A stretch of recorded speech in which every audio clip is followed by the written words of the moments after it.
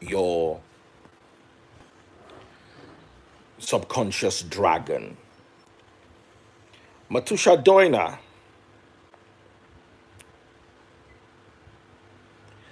So, how are you all doing? Training your subconscious dragon. I want to read Martin Luther's speech.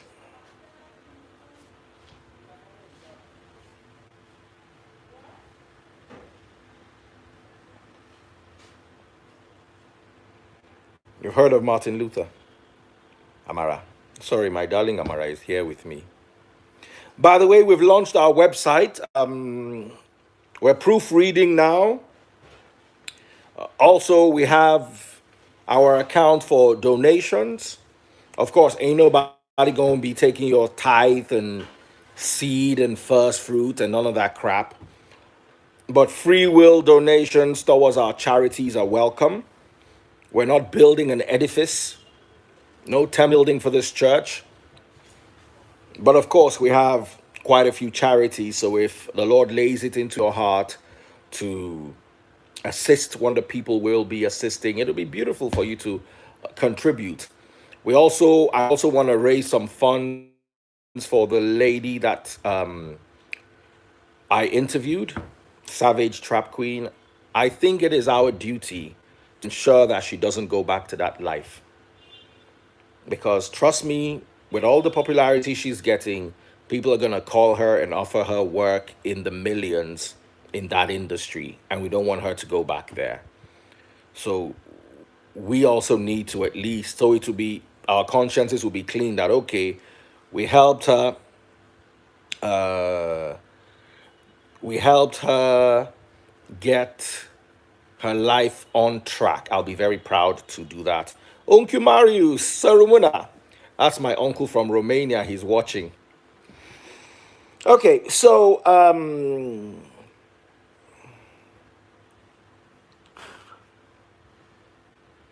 I want to read this speech, the Martin Luther speech.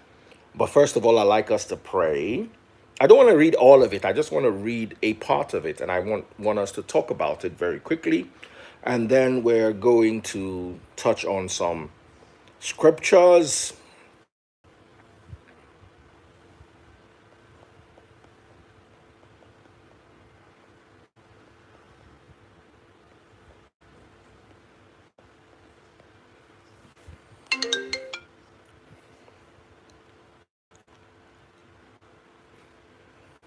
Please bring my other phone charging in that room, my darling. My uncle is going to. My uncle is good. My mom is going to keep trying to call. Okay, so let's start with a prayer. Heavenly Father, Almighty King, I thank you for today and I ask for your grace, your love, and your mercy upon us all. I ask for your truth, your revelation, and your direction, not just now, but always, in Yahushua's name. And the good people in the house said, Amen. You see, I am an African and I have worked. How's the network, guys? Are we having network issues? YouTube, how's the network? I think we're having network issues. Let me try and see if I can fix that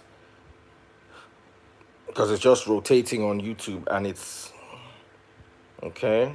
It's very annoying.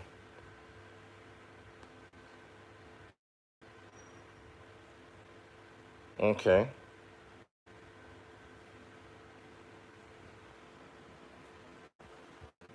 Please, YouTube guys, is network good so I can address this?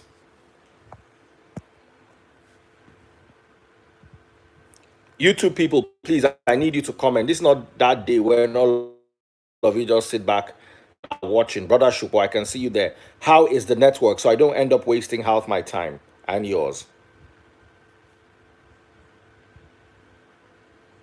YouTube, real quick. Instagram, how is Instagram?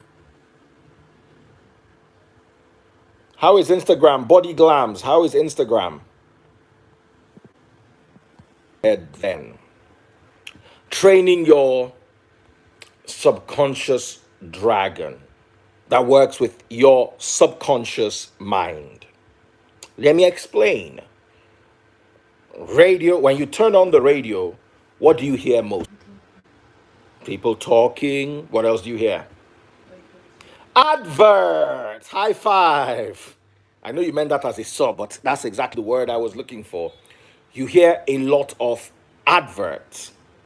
Now, how do adverts work? They work on your subconscious. For instance, you're driving down the road, you're thirsty, and you see a big Coke billboard.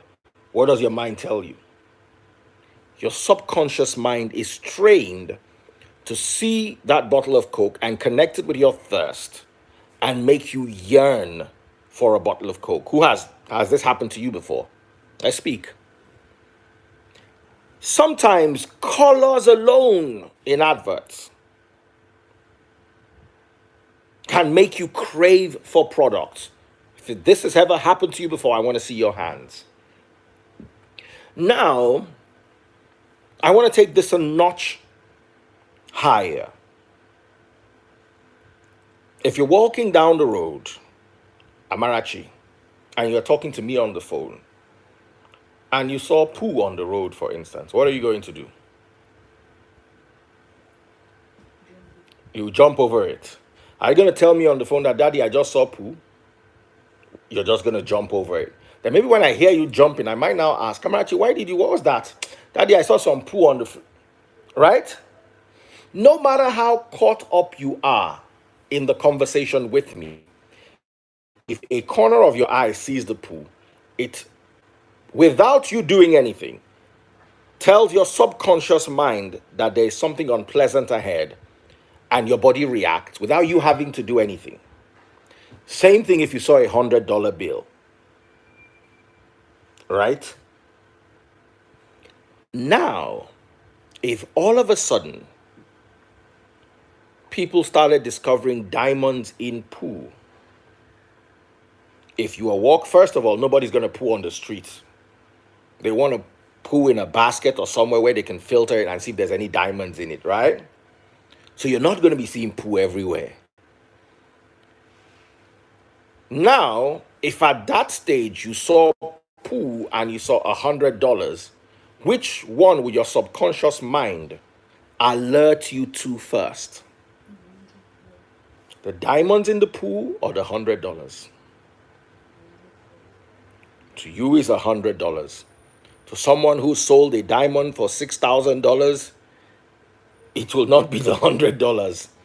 It would be that thing that can, and all this is happening inside your mind without you doing anything about it. When you see a Calabar girl, automatically, because of stereotyping, because of what you've heard over the years, you believe that she's good when it comes to action. I'm coding this so Amarachi doesn't understand. Or do you understand? You told you, how do you understand that? Now, when you hear Igbo girl, what comes to your mind? They like money. Abi? And like that, our subconscious mind, through prejudice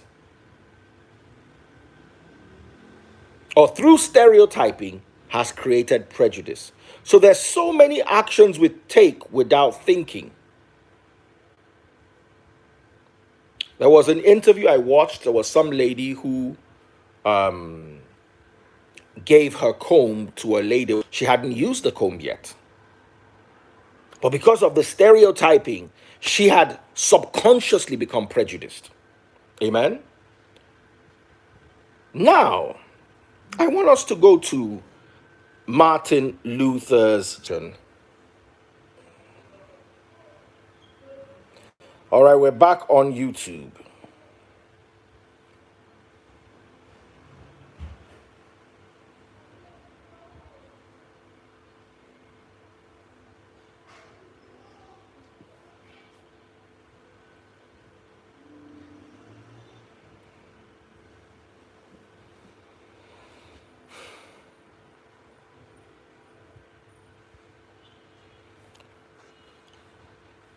All right, so we're back.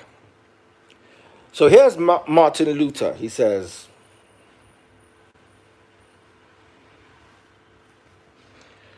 I have a dream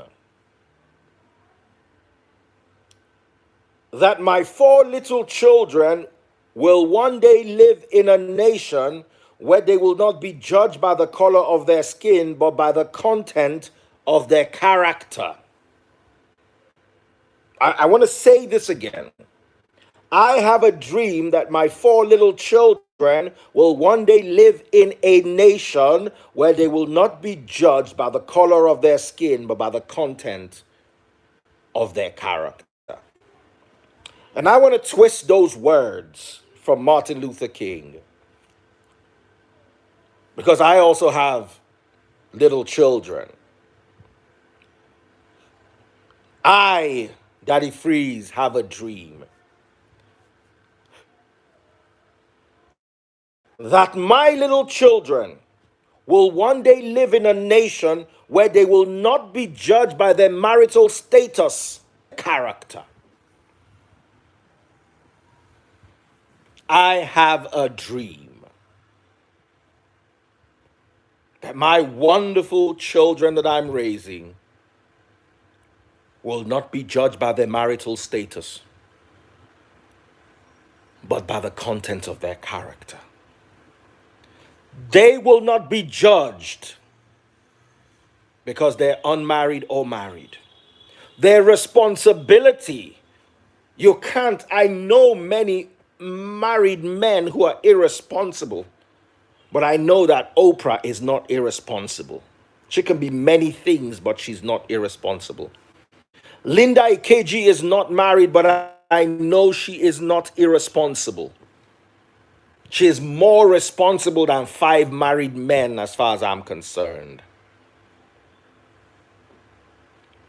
And if you want to judge someone like Linda Ikeji, why don't you judge her on the content of her character instead of her marital status?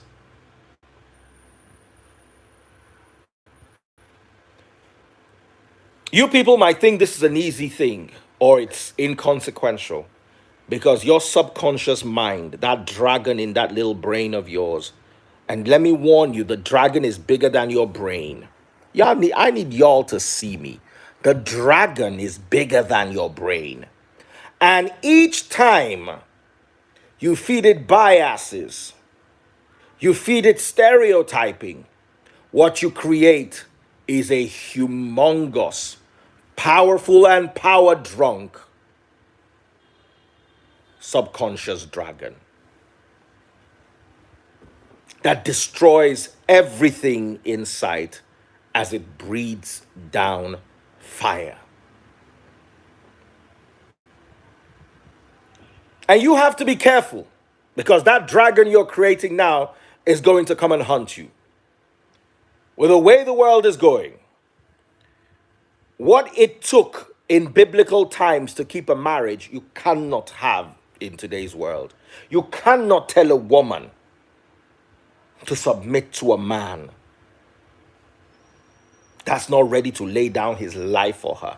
You see, the society those days, even though Christ said, you see, Christ, why I say Christ is genuine is because his word lives 2,000 years after. Christ said, a man must love his woman like he loved the church, ready to lay down his life for the church. Are you ready to love your woman like that, but you expect submission? You have money, oh, you no get money, oh, you dey beat am, oh, you know they beat am, oh, you give am STD, oh, you know give am, oh, you still expect the woman to be subconscious. You are not going to find that kind of woman in 2020. Let me warn you. So trust me, many of those people who are married are going to get a divorce. And when it comes to the kids, look at your families. How many people among your siblings got married? It's not every one of my siblings that is married. But the advantage is I don't judge my siblings who are not married by their marital status. I judge them by the content of their character. If I have a problem with my sister who's unmarried, it's because of her character, not because she's unmarried. I don't care if she's married. As far as I'm concerned, that's overrated. And I don't want a world where someone is going to undermine the achievements of my child and say she cannot have this position because she's not married. I was having a conversation with one of my aunts the other day, and we're talking about the kids. And my aunt was like, I was talking about the kids. I was telling them, I said, look, guys, I'm not playing with you. Once you're 25, you're out of my house. I'm not going to be raising overgrown babies. So y'all better get your acts together, fix your career, whatever it is you need us to help you with, we're going to help you with. But the moment you're 25, you're out. Then my aunt was like, no, that's only for the guys. That girls should stay with their parents until they're married. I'm like, I'm doing no such thing. Guys and girls out of my house at 25. I was out of my dad's house at 25. So she was like, that will make them promiscuous. I was like, luckily for her, I'd already interviewed this wonderful lady, Savage Trap Queen, who was acting in the industry while still living with her parents. So how's that going to change anything? Then she was like, that she can't wait to see my kids marry. I say, hey, my dear auntie, please don't do this. This is what your generation did to my generation. As far as I'm concerned, marriage is a choice. If they want to get married, that's their business. I'm not going to hound them. I'm not going to push them. I'm not even going to plant the seed into their head. I will be stupid. And I need to start training my dragon, and you need to start training yours too. If you have 7 kids, you should not expect every one of them to have children. And if they do, count yourself lucky. It's a beautiful thing to have kids, but the world is heading towards overpopulation now. 7 billion is our number. In another 7 years, we'll be closer to 15 billion than to 10 billion. Our parents did it to us. I need to see your children before I die. No, you don't need to see anybody's children. Nigeria grew from 45 million. I'm giving you statistics now. From 45 million to 200 million between 1960 and 2020. In the same period, the UK grew from 55 million to 65 million. Romania grew from 18 million to 19 million. We grew from 45 million to 200 million. Right now, we at a point had less human beings living in Nigeria than the British. Today, we have more than Britain, Romania, and like 10 other countries put together. Out of 45 million where we were in 1960. The content, your achievements should be based on the content of your character.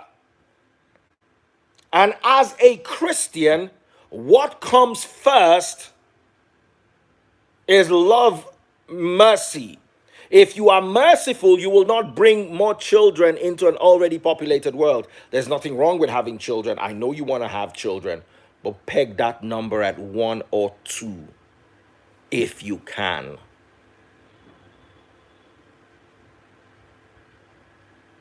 that let's just have kids, God is going to feed us. No, you're going to raise kids that are going to go hungry. The population statistics are there. 94 million out of the 200 million are in extreme poverty, more than the combined number of China and India times two, according to worldpoverty.io. You check out the figures. So your subconscious is telling you the dragon you've been feeding out of your biases, out of your stereotyping, and out of your prejudice. It is telling you that by a certain age, if you're not married, you're not successful. I want you today to stare at that dragon, even though it's inside of your head. And I want you to tell that dragon to shut up. I want to hear it. All of you. Say it like you mean it. Shut up. And look at someone and tell them, Amarachi, judge me by the contents of my character, not my marital status. Gone are the days when a woman feels special because she's married, even if her husband is beating her. I knew a woman that her husband literally used to strip her naked once a month. I'm not making this up. I'd seen her naked more times than I'd seen some of my girlfriends.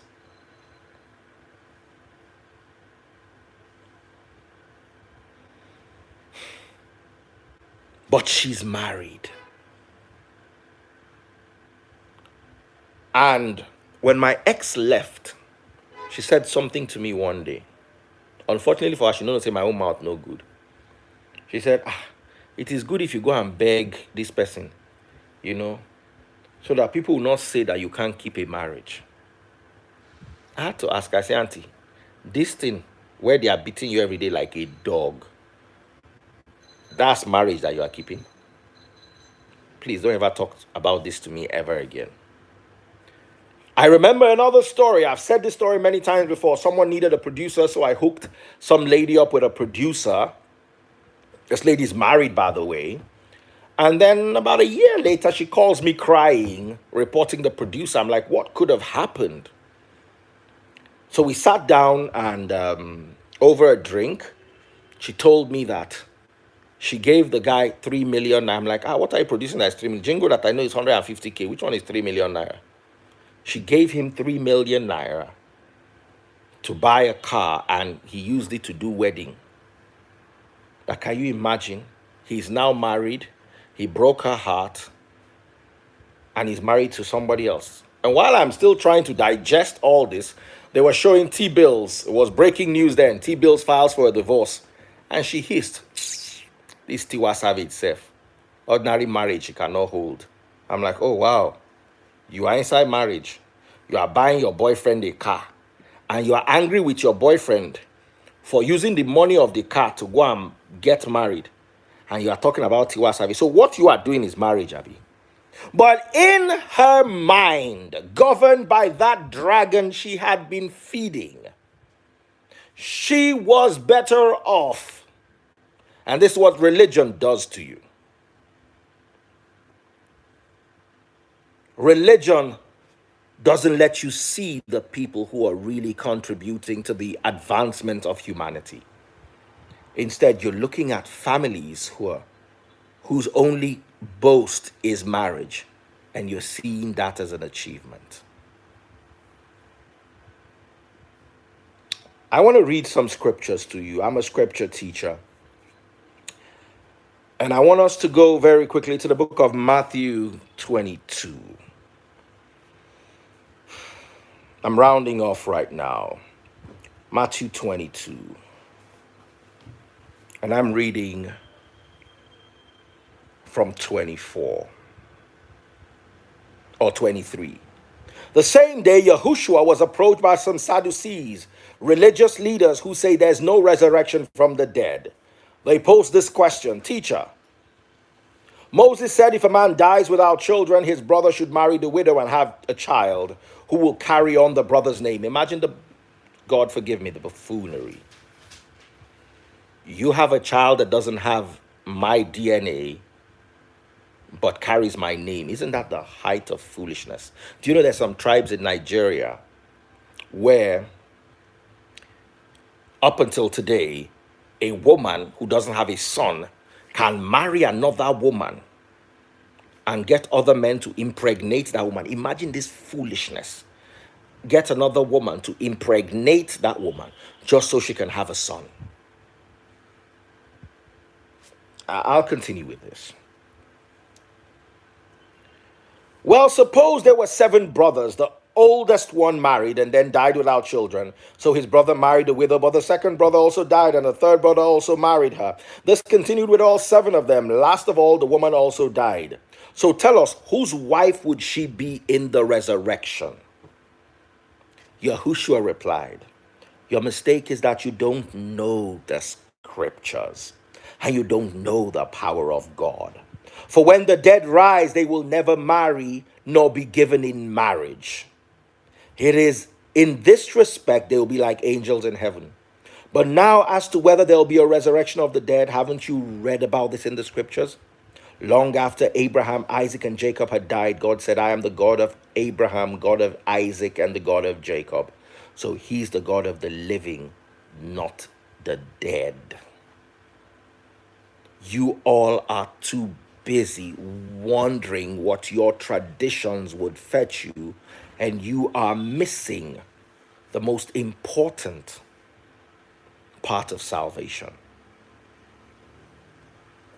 Matthew 15:9.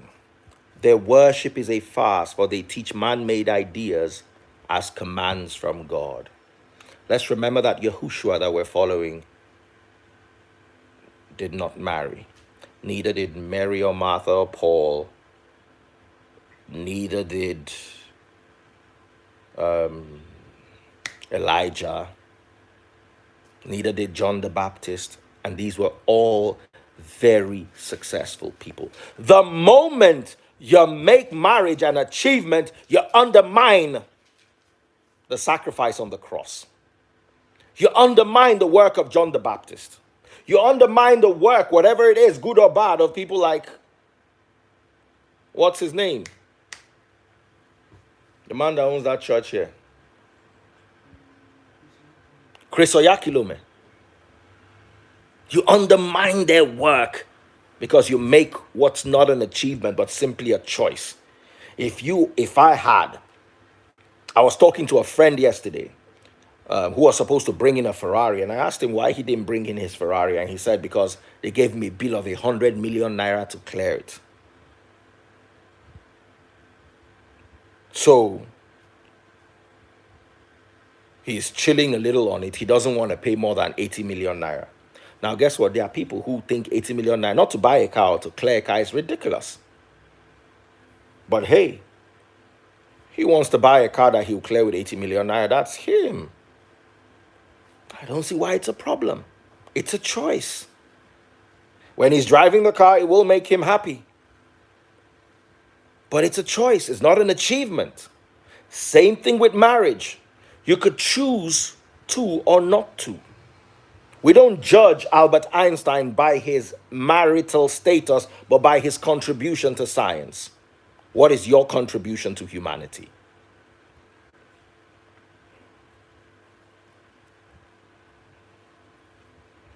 Colossians chapter 2 and 22.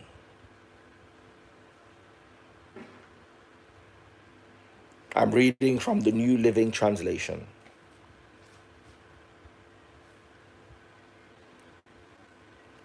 Such rules are mere human teachings about things that deteriorate as we use them. Read the whole of it, it'll explain it to you.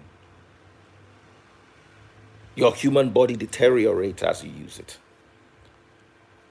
What's most important is the impact you left. And I think it's very important that Christ wasn't married. I think it's very important that John the Baptist wasn't married. I think it's very important that Mary and Martha weren't married. You know why? Because it shows you that marriage is unimportant. Someone was telling me, if you say people should not marry, I'm not saying people should not marry. I'm just saying, y'all better deal with it. You are not all gonna get married. Listen to me now. And if you don't get married, there's nothing wrong with you. You don't have a defect. It just simply means you will not get married. And someone was like, won't these people be committing adultery? And what they understand as fornication? And I'm like, the one they are doing inside marriage is what? Even pastors, you see their naked videos showing up all over the place. The one they are doing inside marriage is what? Oh, you think because you are doing it inside marriage, you're better? Sorry, sir, you're worse. You're a hypocrite. And let me tell you what Christ hates more than sin: hypocrisy. It's worse than sin. So, yes, if you want to get married, do get married. But ask the dragon in your subconscious mind why you want to get married. Is it because you genuinely love a family, or because you don't want to be seen as a failure? Let me tell you, one of the reasons why my first marriage didn't end was because I felt the world was going to see me as a failure. I was living in hell, like literal hell. I was in a place of torment, yet I refused. If I knew what I know today, I would have walked out of that marriage 10 years before it broke down in the eye of the public. 10 years. I would have just woken up one day and said, this is not what I plan to do for the rest of my life. This is utter nonsense. I am not doing this. And I would have ended it. But my first thing was, how are they going to look at me in church? My colleagues are going to laugh at me. And oh, yes, they did. Because they all have monsters they're nursing in their subconscious minds. Dragons they have trained with biases, stereotyping, and prejudice. 6 months after my marriage that I wish ended 10 years before ended, they called me from a newspaper and I cursed them out and told them to mind their business because I was so afraid. It was not until my ex started pasting, what is it called? Separation notice on, she was doing it to spite me, on people's houses, that people now knew that I realized that I had to deal with it. Why? I don't want to put you through the torment I went through. I don't want you to enter a bad marriage in the first place. And if you are in a bad marriage, I want you to get out of it. If you have genuinely tried and you've seen that there's no way this thing is moving forward, I want you to get up and get out. This is my biggest message for you this year, bigger than anything else, because you don't want to be dead. Look at the Sambo story. Husband's dead, wife's to be hung. Imagine the fate of her child. Wake up, Nigeria. Stop teaching the rules of men as the rules of God. If Christ, you are a Christian, and you believe marriage is so important, but you are following somebody who did not get married, is your head correct? I want you to get married for the right reasons. I want you to pick happiness. I want you to pick a companion, a friend. I want you to pick someone you can trust. When I sit down with Tastebud, let me tell you, my administration is zero. I don't know how to, I can sit down and write and research and teach, but for me to gather 3 people together to pick beans is a task. But there's Tastebuds. She'll tell me, she literally helps me do administrative work in the Free Nation. Sorts it all out, just shows it to me. Why don't you do it like this? Why don't you do it like... As I can't believe how smoothly the church runs, simply because I have a partner who's walking with me on my path. And I don't need to tell you that I'm walking with her on her path. You see her food on my page all day. And you see how we come together to push that. So here is my message to you. Marry, please do, but marry right. And if you feel there's something in your character that's going to make another person unhappy, don't marry. Don't put anybody's child through hell. If you're 40 years old and unmarried, there's nothing wrong with you. If you're a woman and you're 25 and you're not married, there's nothing wrong with you. If you're a woman, you're 35, you're not married, there's nothing wrong with you. Let's push the hashtag marriage is not an achievement. Let marriage be like driving into a Ferrari dealership and buying a Ferrari. That's what the equivalent of marriage should be. A choice. I want to drive a sports car. I want a red one, not a black one. That's what marriage should be. Nothing beyond that. It's not important. It's not a priority. It does not define you. What defines you is the content of your character. It has moved right now from race and color of skin to marital status. It's also as dangerous as color of skin. God bless you. Be careful with the dragon you're raising. Be careful with the dragon you're feeding. Train your subconscious mind. Set yourself free. So you don't create the world you're suffering in right now because you are a certain age and not married for the very children you love.